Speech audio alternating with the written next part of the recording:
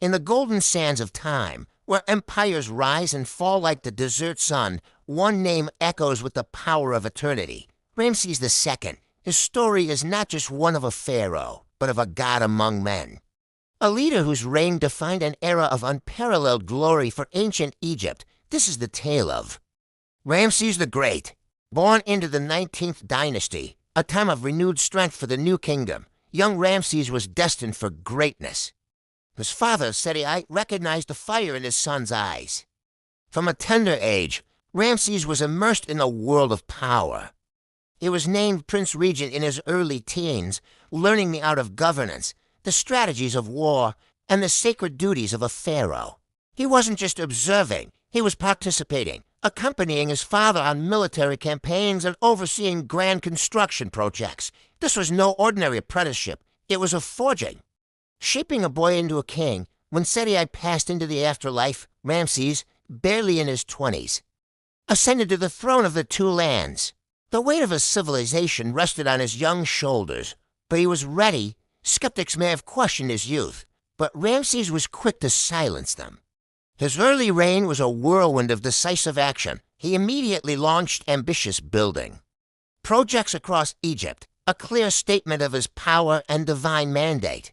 From the Nile Delta to the Nubian frontier, temples rose in his honor, statues bearing his likeness carved from mountainsides. He wasn't just building monuments. He was stamping his identity onto the very soul of Egypt. He completed his father's magnificent temple at Abydos and began his own, the Ramesseum, a sprawling mortuary temple designed to ensure his eternal legacy. These weren't mere acts of vanity. They were masterful political moves, providing work for thousands, stimulating the economy, and reinforcing the central authority of the pharaoh. But a king's strength is truly tested on the battlefield. The Hittite Empire, a formidable rival in the north, loomed as the greatest threat to Egyptian supremacy. The city of Kadesh, a strategic fortress in modern-day Syria, became the flashpoint. In the 5th year of his reign, Ramesses marched his army north, determined to reclaim the city and crush the Hittite threat once and for all. What followed was one of the most famous and fiercely debated battles in ancient history.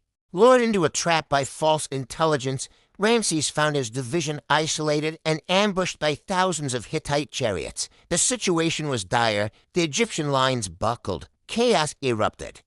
And defeat seemed certain. It was in this moment of crisis that the young pharaoh's legend was born. According to his own account, carved in stone on temple walls across Egypt, Ramesses called upon the god Ammon and single-handedly charged into the enemy ranks. His personal courage rallied his scattered troops, turning the tide of a disastrous ambush into a hard-fought standoff. While the Battle of Kadesh was more of a tactical draw than a decisive victory, Ramesses masterfully spun it as a personal triumph. He returned to Egypt a hero. His image as a peerless warrior god cemented in the minds of his people. The Kadesh campaign, however, taught Ramesses a valuable lesson in diplomacy.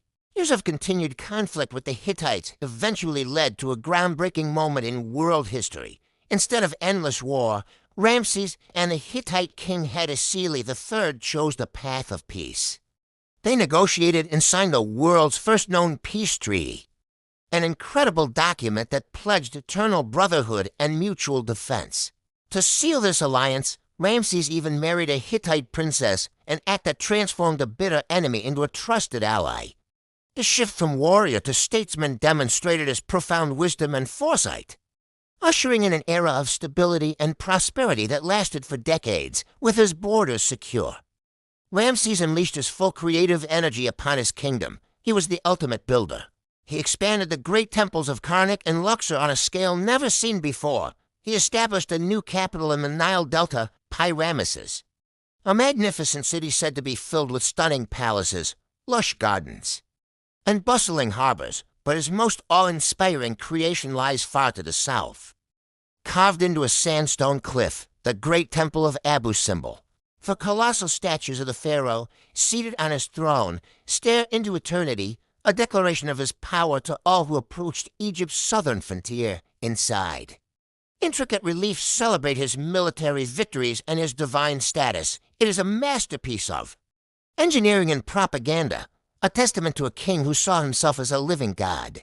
Ramses II's reign lasted an astonishing 66 years, one of the longest in Egyptian history. He outlived many of his own children, fathering over 100 sons and daughters. When he finally passed away in his early 90s, he had transformed Egypt. He left behind a stable, prosperous, and powerful empire, adorned with monuments that would astound the world for millennia to come. He wasn't just a pharaoh, he was an icon, a symbol of the zenith of Egyptian civilization. His legacy is not just written in hieroglyphs or carved in stone. It is woven into the very fabric of history. Ramses the Great, the builder, the warrior, the diplomat, the living god, whose name will forever be synonymous with the eternal glory of ancient Egypt. Thank you for joining us on this journey through time. If you were captivated by the story of Ramesses II, be sure to like this video, subscribe to our channel, and hit the notification bell for more tales from the annals of history.